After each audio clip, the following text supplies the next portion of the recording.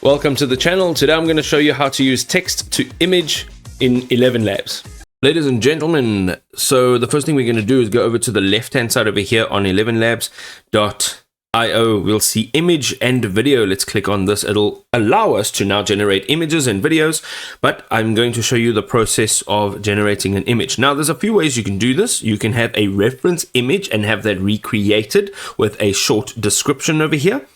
Or perhaps you can just add in the description. So I've got a white 2009 VW Tiguan driving along a scenic coastal road at sunset, waves crashing against the rock cliffs, seagulls flying overhead with warm golden sunlight casting long shadows on the asphalt. Now, if you want to know where I get these prompts from, I actually create them in perplexity.ai. I basically just ask for a very simple prompt, and basically it enhances it for me.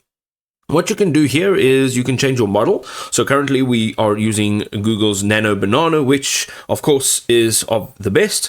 You can also change the aspect ratio over here. There are a number of different aspect ratios that you can select. And then you can also change the amount of generations. So let's say you want to generate as much as 4 images at a time, and there will be 4 different variations. Once you're done, you've chosen what you would like to have generated, you're going to go ahead and you're going to click on this button. Ladies and gentlemen, you can see here are my 2 generations. I'm just going to go ahead and I'm going to open it up. You can actually see your prompt on the left hand side. You can actually share it, download it.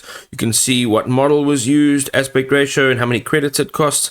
And then you can use this as a reference. You can also upscale this image and then you can just recreate, or you can go ahead straight and create a video from this image. Now, I would say that's a pretty decent image, and so is this one too. Slightly different, but both very well done.